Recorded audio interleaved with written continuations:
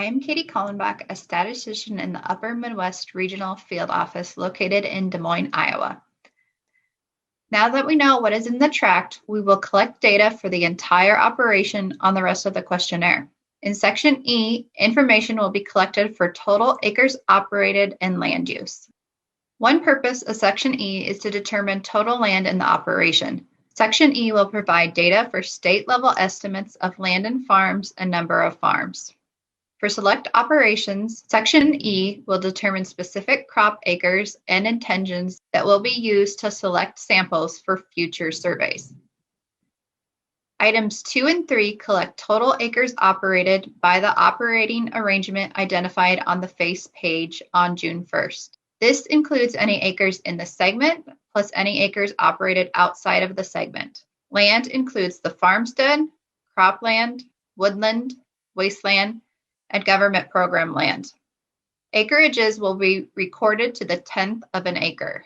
Acres are split up like most surveys: acres owned, acres rented or leased from others, including acres cash rented, share rented, and used for free, and excluding land rented on a fee per head basis, and acres rented or leased to others.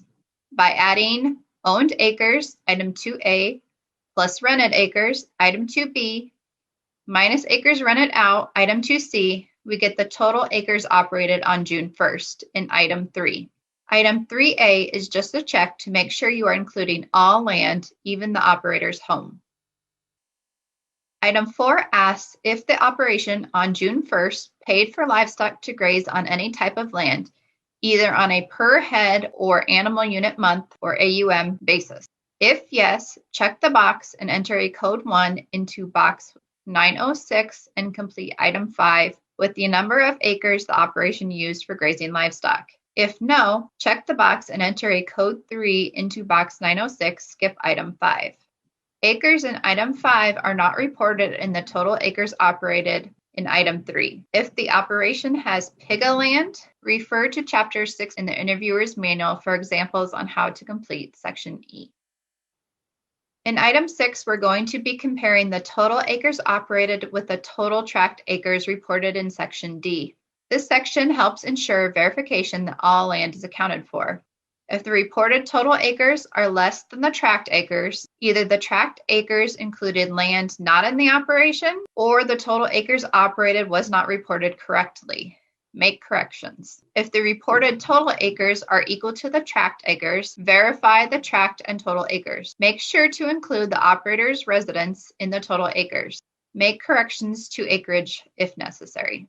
If the reported total acres are greater than tract acres, continue to item 7.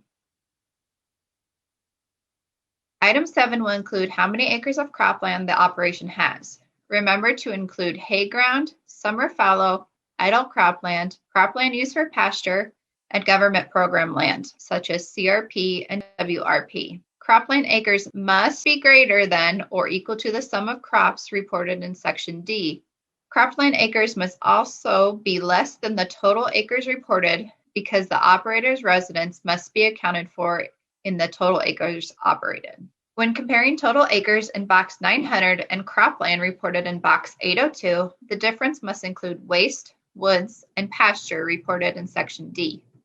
Item 8 asks how many acres are in the Conservation Reserve Program, or CRP, or in the Wetland Reserve Program, or WRP. Since CRP and WRP are considered cropland, those acres should be included in the total cropland, item 7.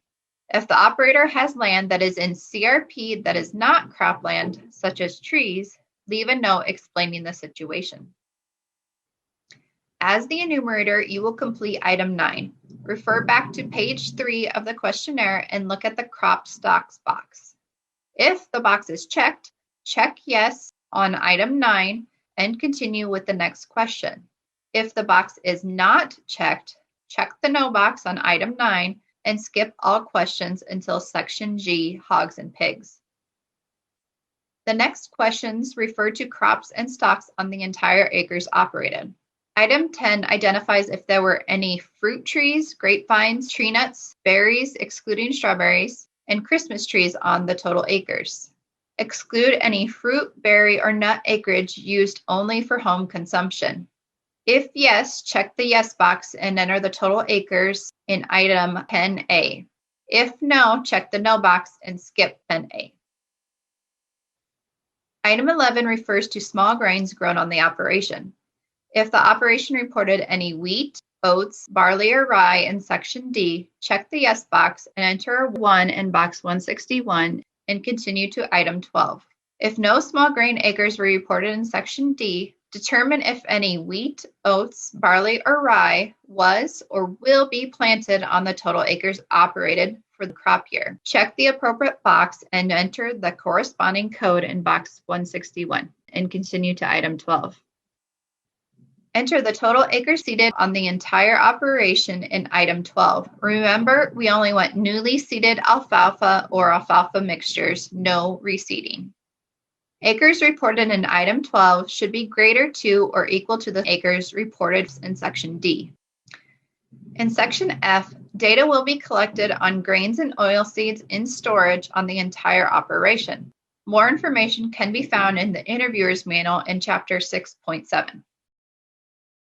The purpose of section F is to collect grain and oilseed data to prepare estimates of the quantity of grains and oilseeds stored on farm. Results are published in the grain stocks report released at the end of June. This section will only be complete if the crop stocks box is checked. In item 1, report the storage capacity of all structures normally used to store whole grains or oilseeds on the total acres operated on June 1st. The reporting unit, either bushels or pounds, is pre-printed on your questionnaire. Make sure to include only storage for whole grains and oilseed. Do not include storage for crops such as hay, corn silage, potatoes, fruits, vegetables, etc. Include permanent structures normally used to store whole grains and oilseeds. Include structures currently in use or will likely be used in the future. In storage capacity, exclude bags, wagons, or ground piles, licensed on-farm storage facilities, and storage facilities rented to others. Item 2 will account for whole grains and oilseeds stored on June 1st on the total acres operated. Include grains and oilseeds for any purpose such as feed, seed, sale, etc. They must be whole, unprocessed grains and oilseeds. Do not include flour, cracked corn, processed grains, or mixed grains. Exclude any storage on the operation for hay, corn silage, fruits, vegetables, etc. Include crops stored on the operation, including structures rented from others, and grains and oilseeds in temporary storage.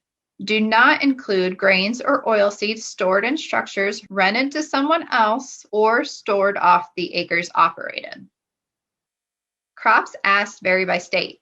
Each crop will have a checkbox for whether the crop was stored and a box for reporting how much was stored. The units will be pre-printed on the questionnaire. If the operator doesn't know how much of a certain crop was stored, check the yes box and make a note. Item 3 verifies that the stocks reported on hand in item 2 do not include any from new harvest. If yes, item 2 does include new crops, remove all the new stocks from the crops in item 2 and then continue with the questionnaire. If no, continue with the questionnaire. The next item asks about rice stocks and is only on selected states' questionnaires. Item 4 asks if the operation had any rice on hand or stored on the total acres operated on June 1st. If yes, verify the type of rice stored and report the bushels on hand from the earlier crops. If no, continue to section G, hogs and pigs. This concludes the crops and stocks section of the June area questionnaire. Thank you all.